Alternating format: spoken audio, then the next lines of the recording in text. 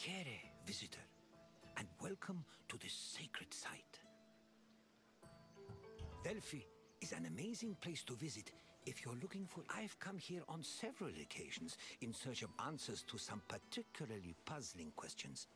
And sometimes, I even found them. This is Delphi, home of the renowned oracle. Greeks considered it the navel of the world. Pilgrims and kings journeyed here from all over Greece and beyond, seeking advice from Apollo through the voice of his interpreter, Pythia. During your visit, you will experience the sanctuary through a pilgrim's eye and discover how important oracles and prophecies were to the people of Greece. Now, go off and begin your pilgrimage. I will be waiting for you at the end of your visit.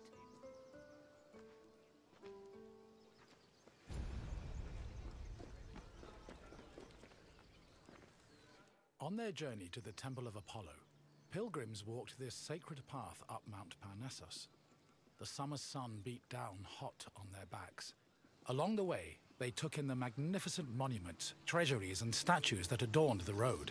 These landmarks were tokens of people's reverence for the oracle's benevolence. All were dedicated to Apollo, and most were offered by cities to commemorate military victories. The monuments represented not only their donors' piety, but also their power and wealth. The sanctity of Delphi has endured to the present day, and visitors still take this very same route.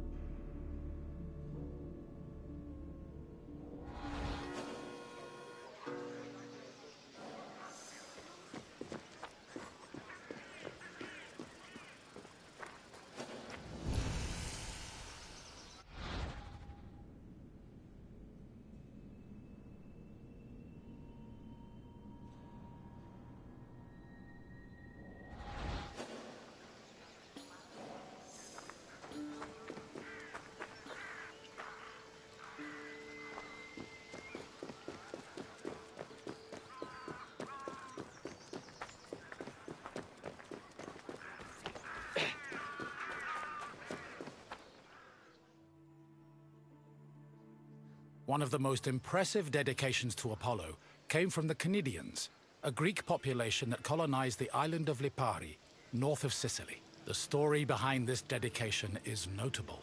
The Cnidians were at war with the Etruscans in the Tyrrhenian Sea. Seeking a good omen, the Cnidians consulted the oracle, and following her advice, they successfully captured 20 enemy ships. To thank Apollo, they offered the god the same number of statues as ships seized.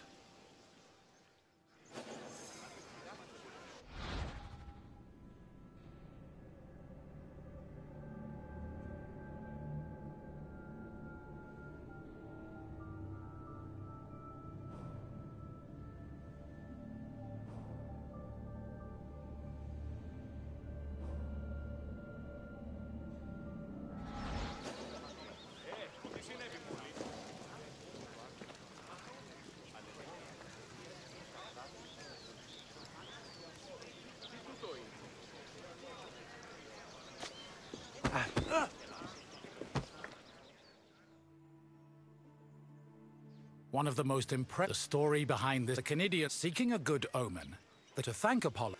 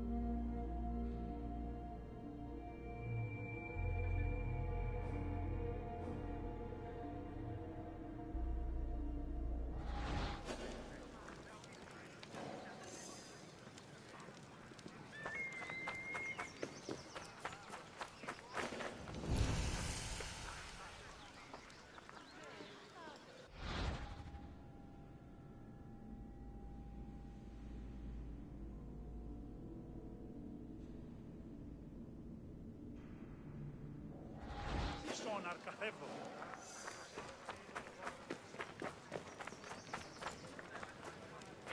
Ανυπόφορον εστίν οράν.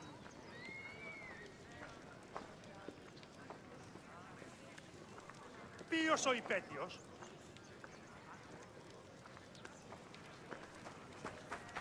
Άνεμον διώκεις, ο άνθρωπε!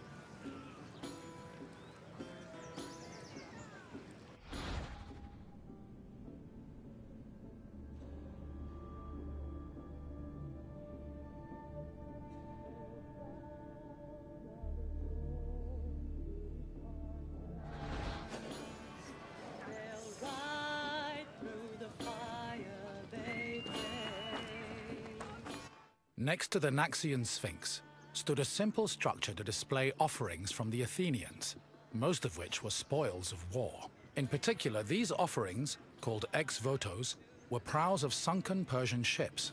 The Athenians built the portico after their naval victory over the Persians in 478 BCE.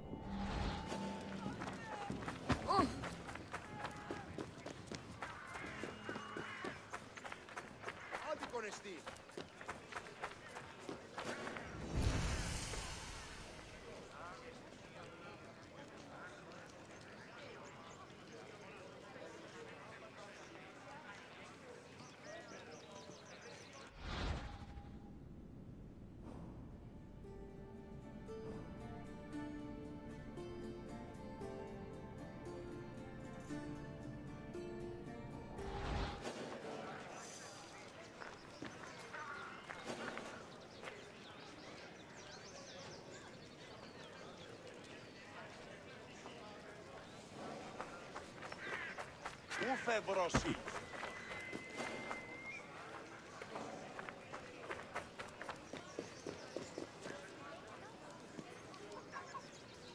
Γίνεις αυτόν.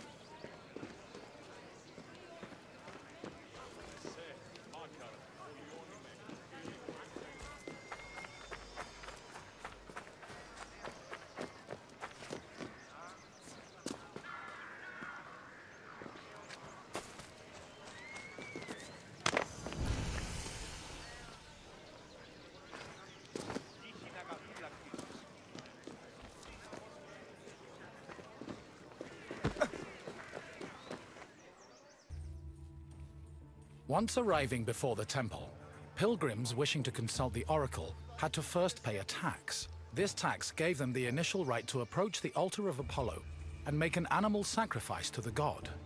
But before proceeding to the Pythia, the preliminary ritual had to succeed. If the animal reacted favorably and showed signs of acceptance to the god, it was sacrificed, and the pilgrim would be allowed to enter the temple to question the Pythia.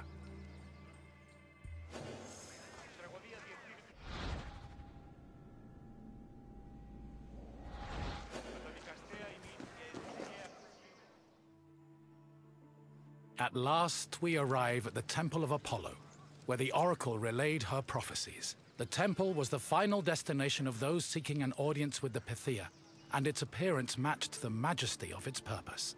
Atop its imposing columns, the structure's pediments displayed famous mythological scenes, sculpted by the renowned Greek artist Antenor. But as grand as the temple looked from the outside, it paled in comparison with what happened within.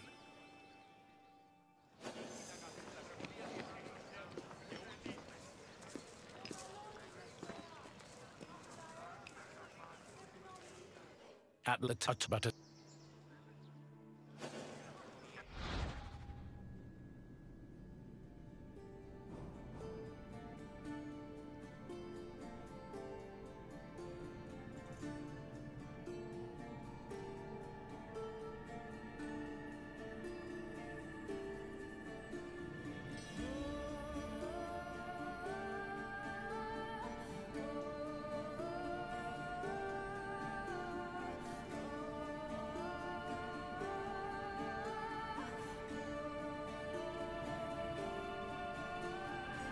At last, we arrive at the Temple of Apollo, where the... At last...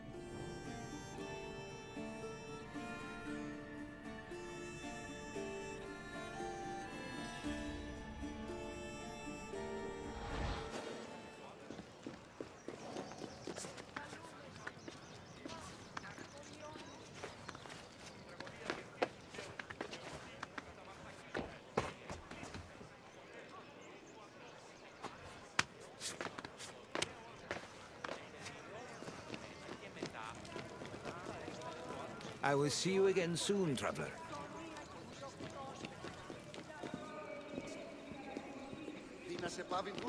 Prophecies were given in the most restricted part of the temple, the Aditon, by a chaste woman known as the Pythia. Before delivering prophecies, she first purified herself with water, then burned laurel leaves and barley flour to begin the ritual. Finally, while seated on a tripod surrounded by offerings, the Pythia delivered Apollo's messages. Her words were often strange and indecipherable, and required further interpretation by the temple's priests. Despite much research, the exact causes of the oracle's behavior while prophesying are debated to this day.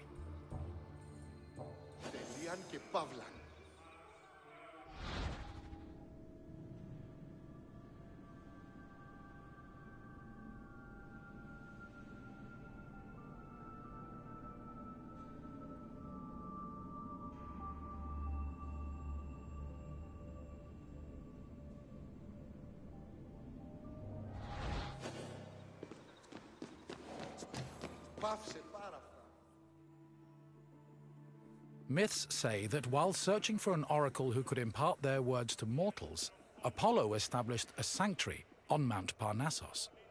Apollo took over this site by slaying its sinister guardian, the snake-like Python.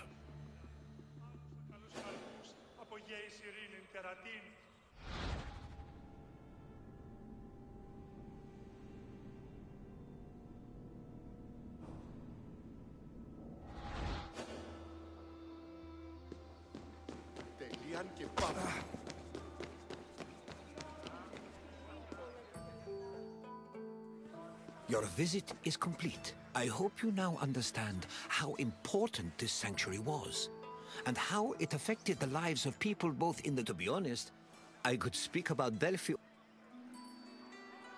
Ah, you wish to... What did the oracle use to purify herself before her predictions? Correct.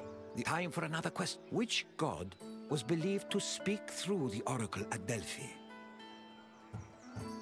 Yes, the oracle allegedly spoke the words of... One final question for you. Delphi is situated on which mountain? Correct. Delphi stood on the slope of Mount Parnassus. Well done, traveler. Your knowledge rivals that of the wisest philosophers.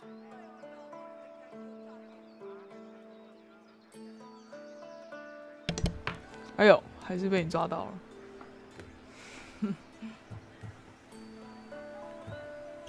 Of course. Follow me.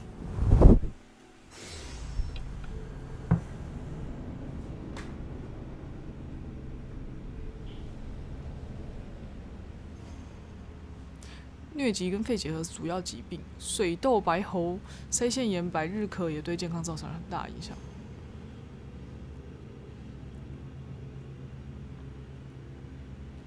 我有在 Discord 大会报告，可是没有人理我。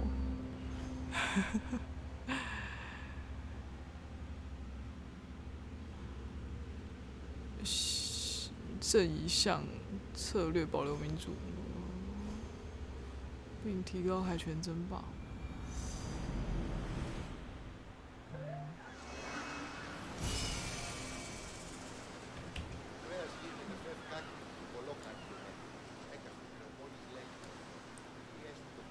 这样 ，OK。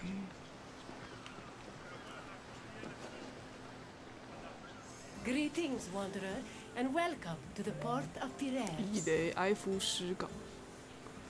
生病啦、还好吗？ Piraeus is one of the Piraeus. busiest, most important ports in the 重 Greek 要港 world. 口。 Money flows through here like a river that runs all the way to Athens. Acting as a port for Athens, Piraeus welcomed merchants, goods, and travelers from all over the world. It was a central part of Athens' economy, but it was also fortified enough to protect the city's considerable fleet. When you finish exploring the port, find me, and we will talk further.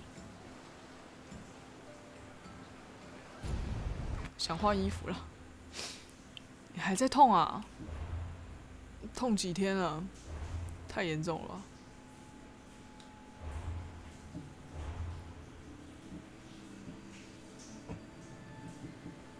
我想换个现代人，比较有那种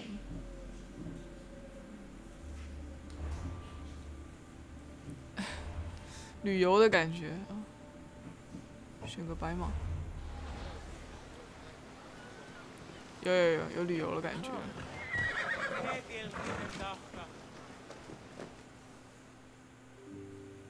啊，多勒夫啊。 Piraeus, a peninsula southwest of Athens, became the city's main port after the politician Themistocles encouraged the development of its natural harbours. These developments led to the gradual abandonment of the older harbour of Phaleron. Piraeus's fortifications were further developed by Cimon and Pericles, along with the long walls, which ensured goods could still be moved during sieges. Piraeus was divided into three main sectors: the military port, the emporion, and the residential area. By the 5th century BCE, it had become not only Athens' naval headquarters, but also the mercantile center of the Mediterranean.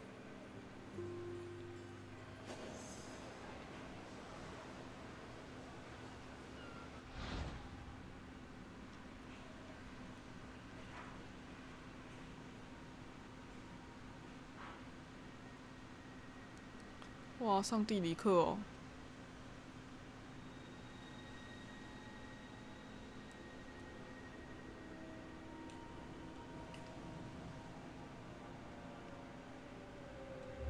Piraeus， 好难哦。看，你今天所以你今天第3天。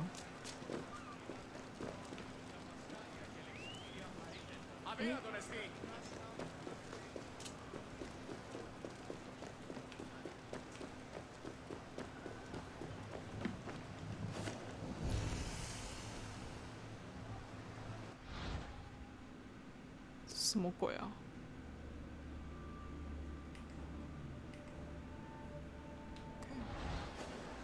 不然就是一个瓷杯上面画的是，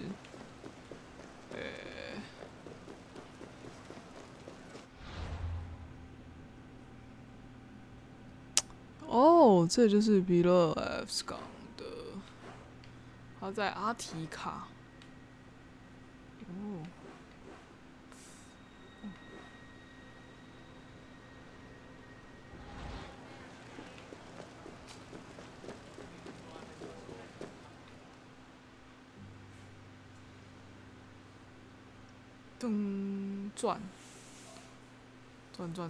Piraeus' development during the 5th century BCE attracted a large population.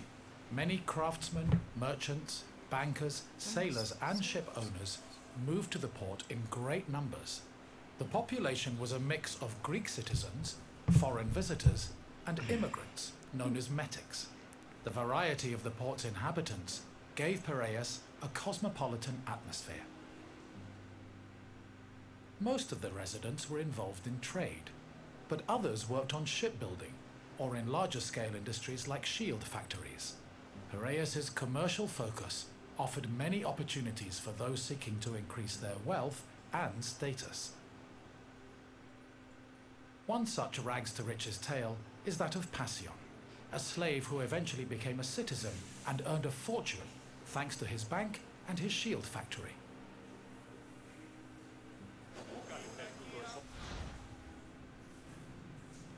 外邦人，外邦人。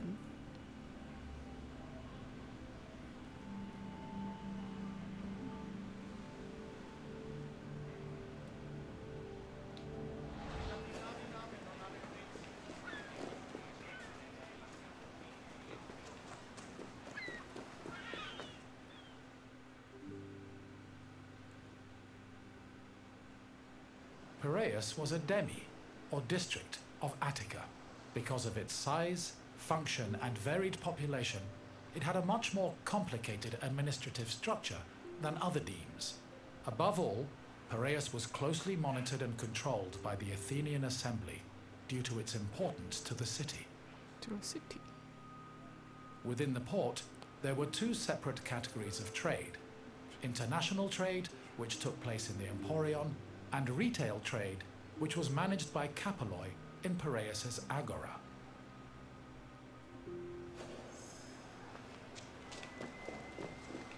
这里有一个40几公尺，有一个。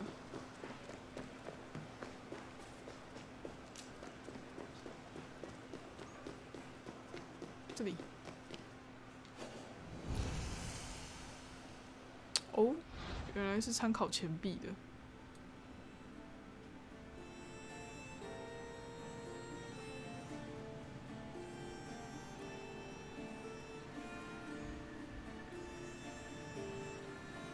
雅典娜有好几个特质：战争、手工艺、智慧。雅典的守护神。哦。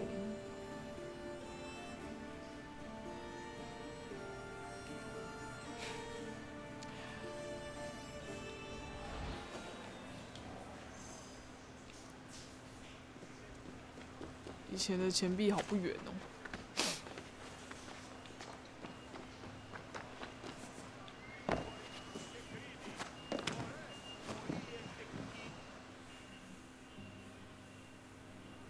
The Emporion was a commercial port dedicated to trading goods from overseas.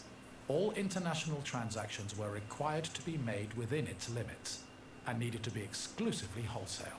Elected magistrates managed all business and laws in the port. Meanwhile, port authorities known as epimeletes oversaw trade and took care of the regulation of prices.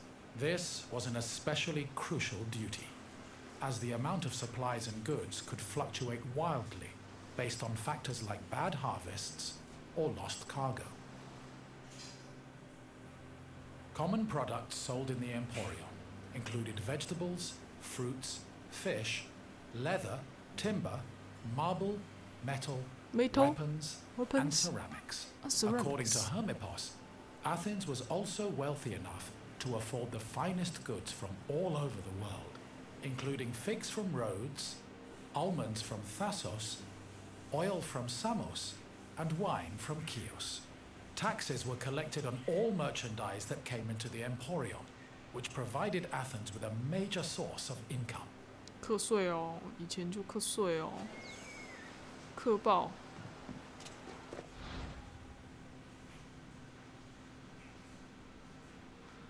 这个花瓶怎么赞啊？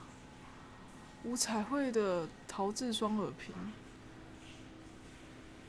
，AD 哦 BCE 3世纪。哦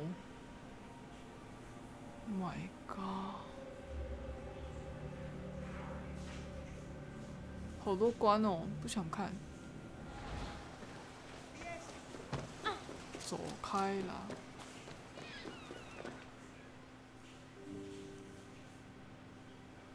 After arriving in the Emporion, merchants set up samples of their goods in a display area called the Deigma. This was where citizens and foreigners gathered to officially make their deals, and almost all merchandise that came into the Emporium was traded within the area. The Daegma was under constant supervision by magistrates, who negotiated price control with the importers. They would occasionally give special privileges to those who agreed to sell at lower prices. These privileges ranged from tax exemptions to specially reserved seating in the theater.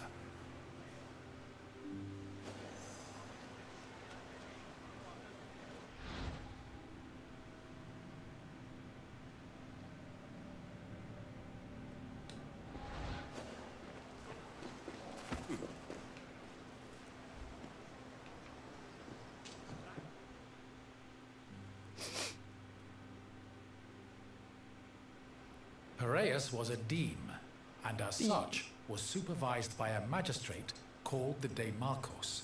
While most Demarchoi were chosen locally within their deme, Piraeus was appointed directly by Athens, so the city could better monitor its commercial interests. In fact, matters regarding the Emporion, the military harbour, and the grain trade were regularly debated and decided by the Athenian assembly. Transactions within the Piraeus were supervised by metronomoi. These were magistrates responsible for keeping track of weights and measures. They made sure merchants' measurements were always accurate to prevent bad deals and scams. Even though Piraeus would eventually develop into a city in its own right, it always remained under the control of Athens.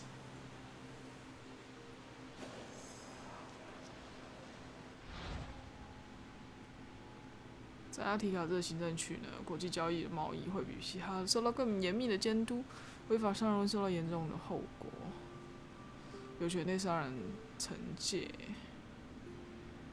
会过小的绩效，没收其内容物。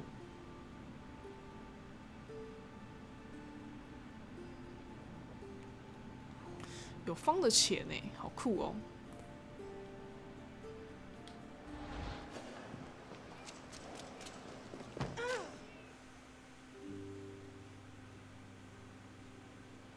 A commercial tax of 2%, or a pentecost, was placed on all cargo entering and leaving Piraeus.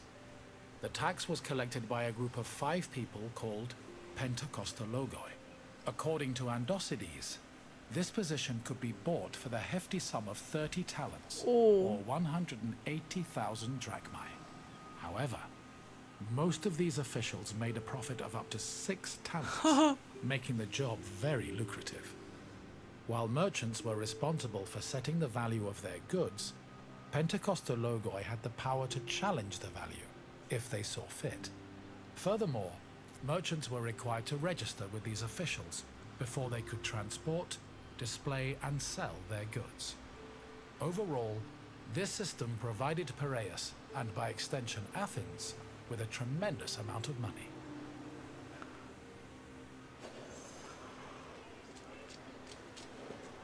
只要贿赂一下，可以提高自己的商品的价格啦。 The sale of grain was overseen by special magistrates called Sitophilakes.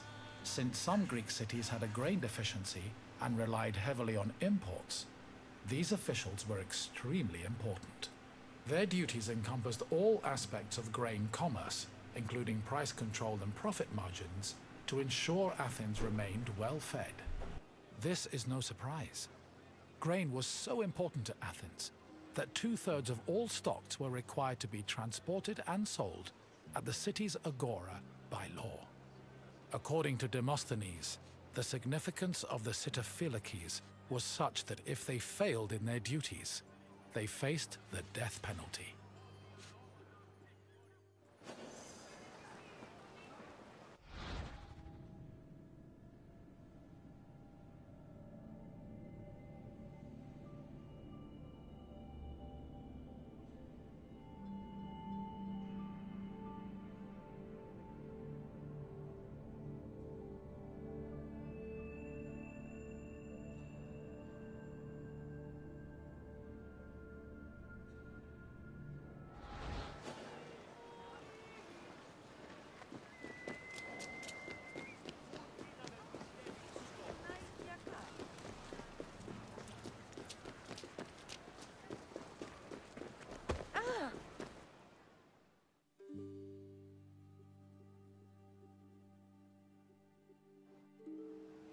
The Emporion operated on a foundation of credit and loans. Overseas commerce was handled by two types of tradespeople. Emporoi transported cargo in borrowed ships, while Naukleroi were ship owners who moved goods on their own vessels. Elsewhere in the Emporion were bankers and accountants who arranged loans and kept track of incoming and outgoing ships. Emporoi and Naukleroi financed their maritime voyages with these loans, which often had a high interest rate due to the dangers of sea travel. Emporoi used the loans to pay for both the cargo and the right to a ship, while Naukleroi only had to pay for their crew. Loans and interest were repaid upon a ship's return to port. However, in the event of a catastrophe such as a shipwreck, the merchant and ship owner were released from their obligations, and the losses were transferred to the lender.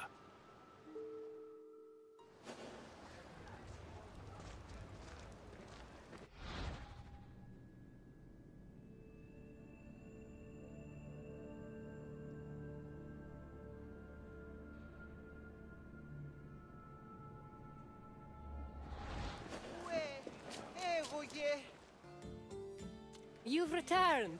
Piraeus was important to Athens' commercial interests. If you have any questions? If you say so. Let us see what you've learned, Wanderer. First, a simple question.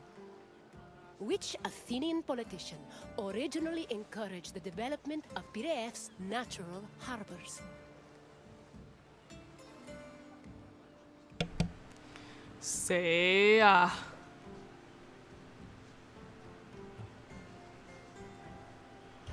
By the time Alcibiades was keep trying. Pericles did contribute. Try again. Correct. Themistocles saw Piraeus' potential as a port and encouraged its development. On to the next question. What did the Sitophilakes supervise? Yes, Sitophilakes had the extreme only one question. What was the name of the slave who took advantage of Piraeus' opportunity? Correct. Passion managed to... Your knowledge of Piraeus... Of course. Follow me, Wanderer.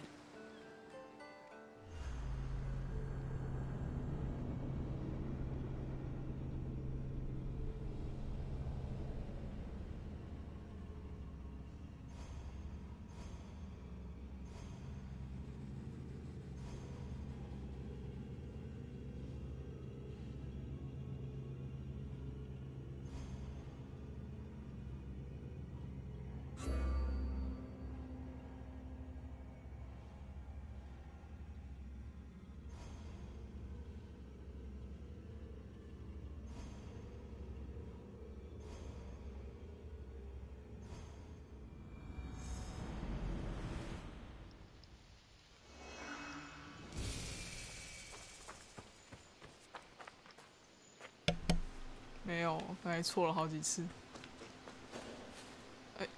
18分钟。古希腊医学 ，Oh my god！ 我要当医生了吗？他没有顺序的带我他很随意他很随便我。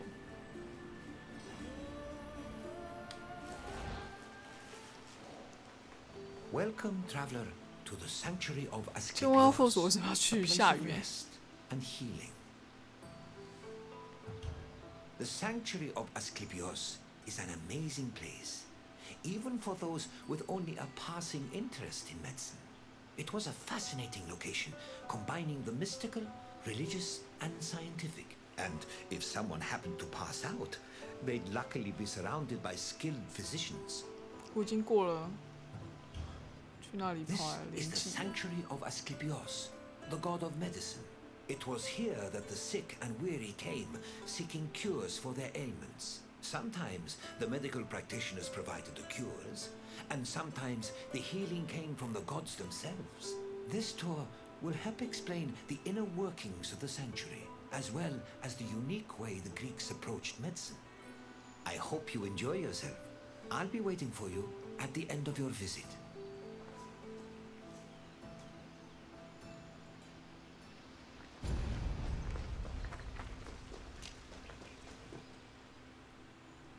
The ill and infirm came to this sanctuary to pray and offer sacrifices to Asclepios, the god of medicine.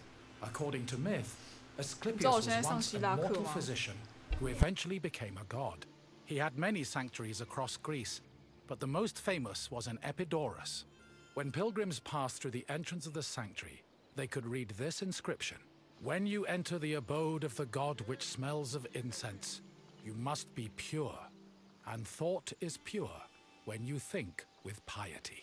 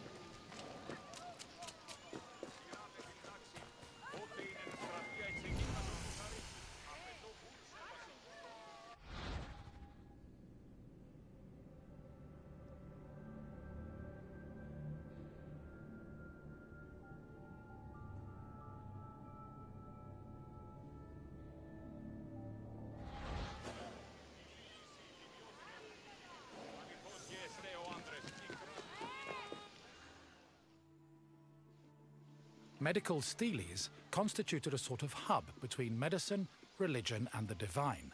They were slabs with inscriptions that praised Asclepios' virtues and merit, and described his methods of healing.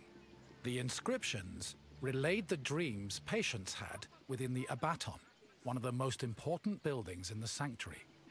The steles outlined the patient's name, their disease, and how they were cured by Asclepios. They were probably written by the sanctuary's priests, or at least under the priest's supervision. Asclepios was a complex deity. In addition to being a god, he was also a trained physician and disciple of the centaur Chiron.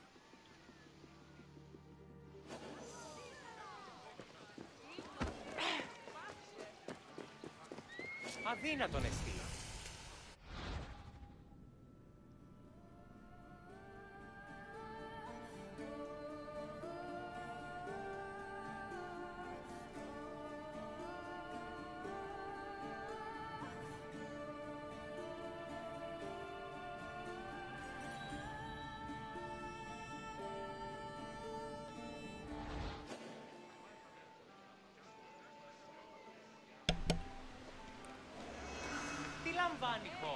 哎呦，可以在这里洗澡哦，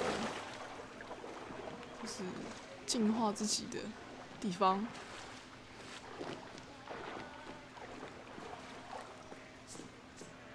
声音哭哦，把你的水弄脏，这也可以洗脚，泡脚水。这个水从哪里来的啊？它不是流动的啊。啊，这里水一直在流，它没有水导入这里来啊。哦，乱做。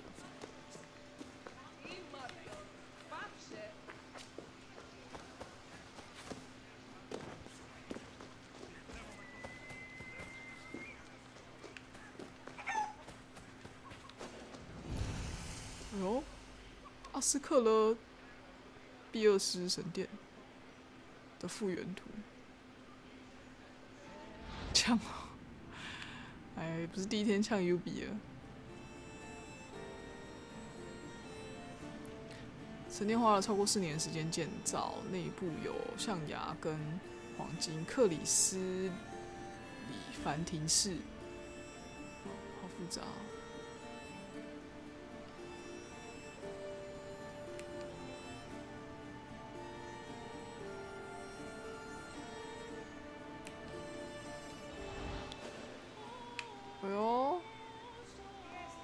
像真的照着雕刻了，中间是一只马，向左，爬爬看啊！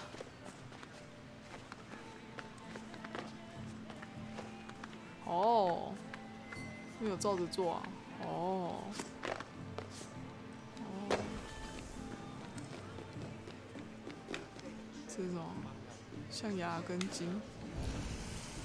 哦，怎么多人模？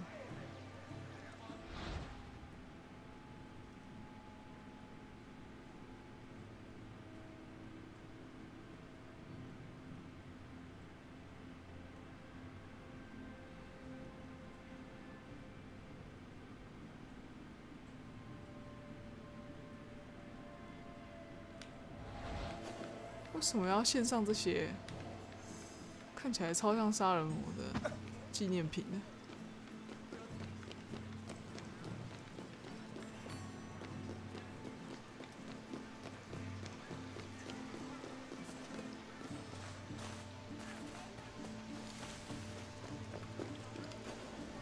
哎呦，原糖跟圣蛇。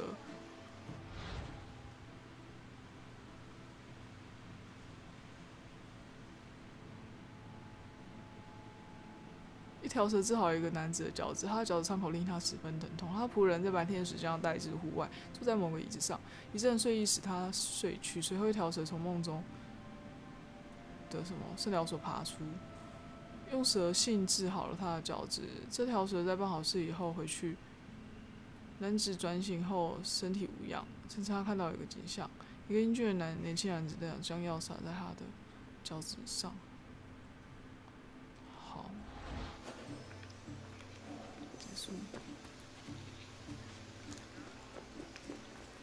很好，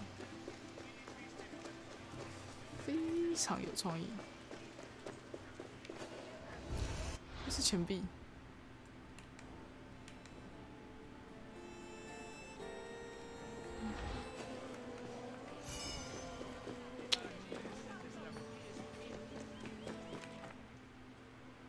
In ancient Greece, religion was inseparable from rites, processions, and sacrifices. This was no different in Epidaurus, and visitors to Asclepios' sanctuary needed to prepare themselves accordingly. Pilgrims cleaned themselves in order to be pure, then offered Asclepios food like honey cakes, cheesecakes, baked meats, and figs. The food was placed on the sanctuary's holy table, where it was presumably later taken by priests. After the preliminary offerings, visitors were allowed to enter the abaton, where they would hopefully encounter Asclepios in a dream. Medical steles also mention that healed patients sometimes gave additional offerings to Asclepios as thanks for being cured.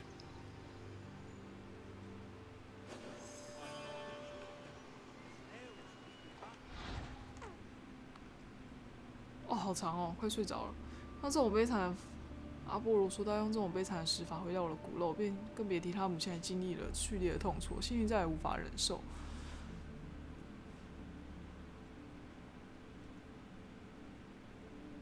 哦，阿波罗的孩子成为了什么医生哦？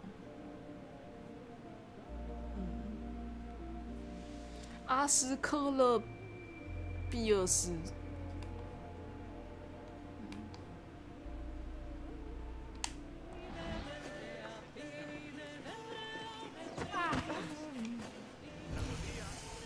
是这个哎。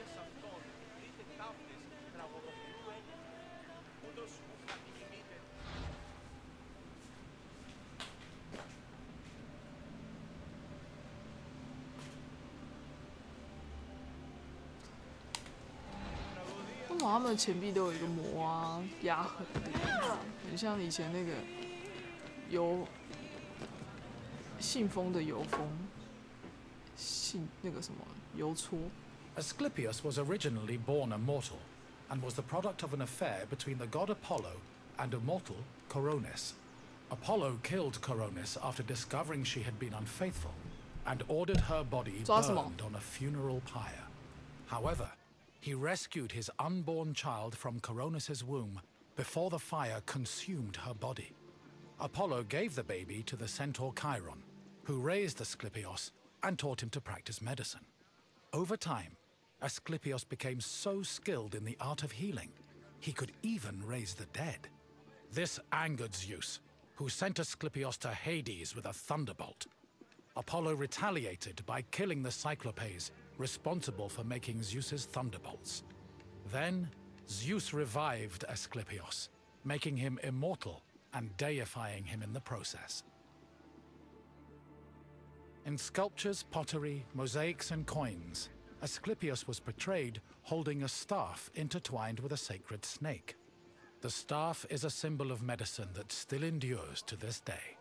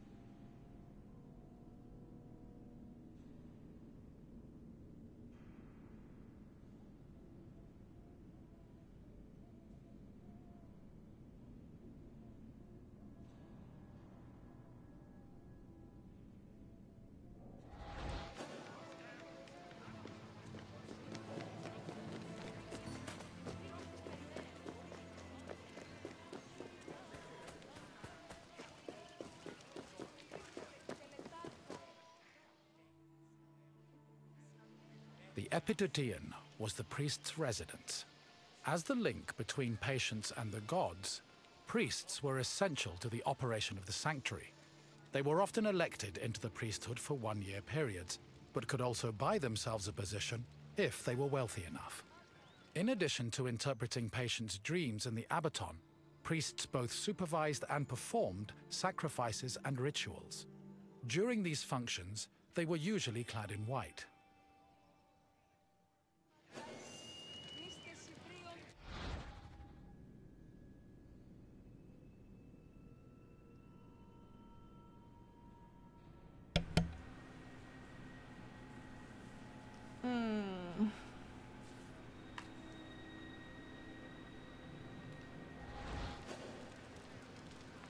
阿提卡放血，以前应该很常医死人吧？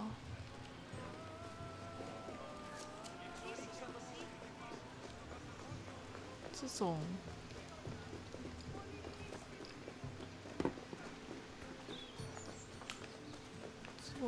这么旧的一个年代。 The Abaton was built in the northern boundary of the sanctuary, where it surrounded a sacred well whose water was believed to have therapeutic properties. The Abaton was where pilgrims went for incubation, or dream rituals. Details of the incubation ritual have been described in unearthed medical steles. They were also noted in Aristophanes' play Plutus, which featured a more comedic view of the process.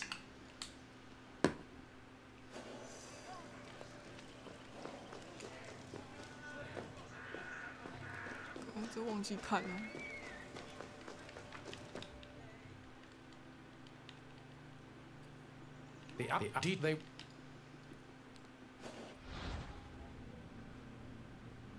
圣殿中许多治疗的疗法，梦疗圣殿所阿斯克勒庇厄斯以奇迹式的方手法治愈，而且朝圣人可以开出药。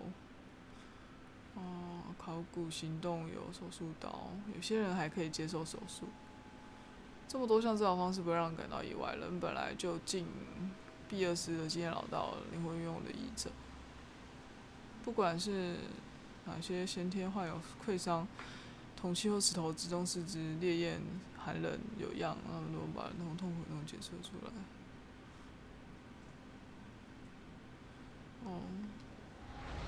怎么在他们嘴巴里那个阿斯克勒庇厄斯是个神医呀、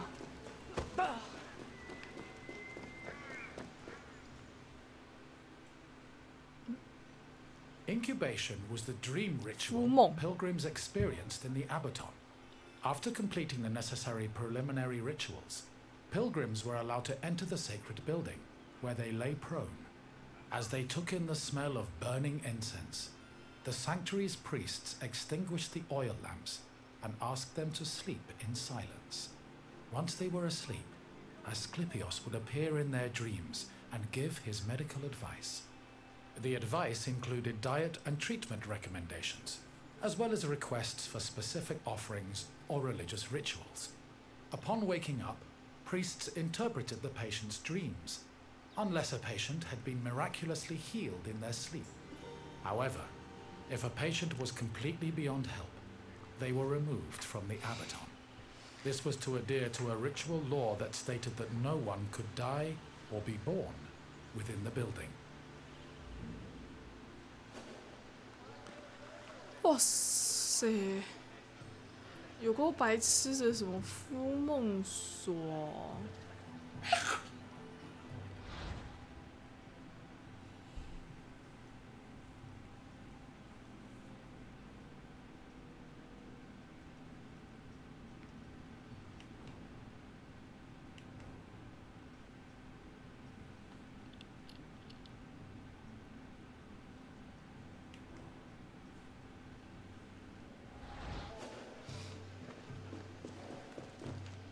？I see you've completed the tour. As you can see, gods and miracles were just as important to the healing process as medicine was. Now, what else would you like to do? Excellent. Here is your first question. Which mythical creatures made Zeus's thunderbolts? 这么简单？ Correct. Zeus's thunderbolts were crafted by Cyclops. On to the second question.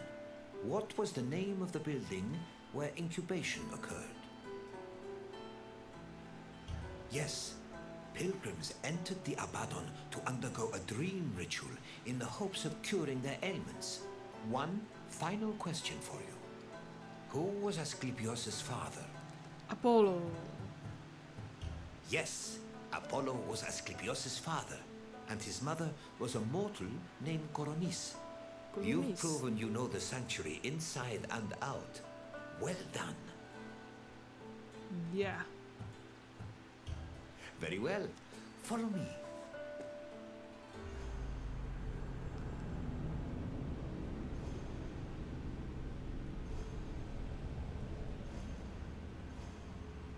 菲迪亚斯。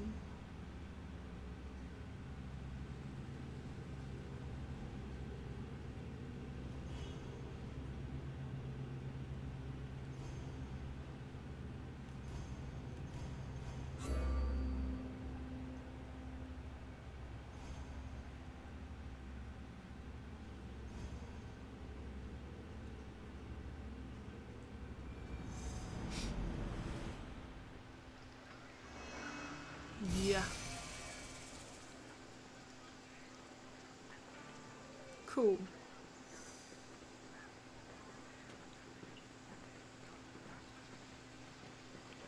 著名城市，著名城市就这几个吗？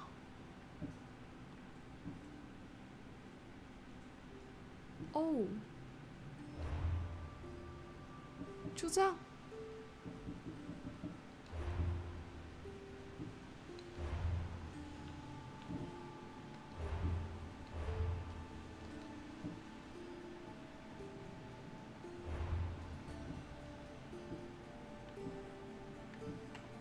这好像比较有趣一点。哎呦，有温泉关之战哦。哎呦，这个还不错，期待下一堂课，好不好？我们期待下一堂课。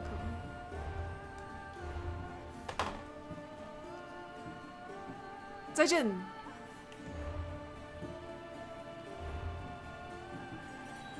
哎，牛头牌，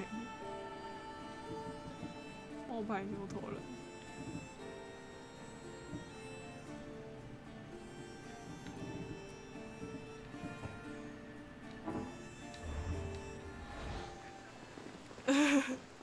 好，再见。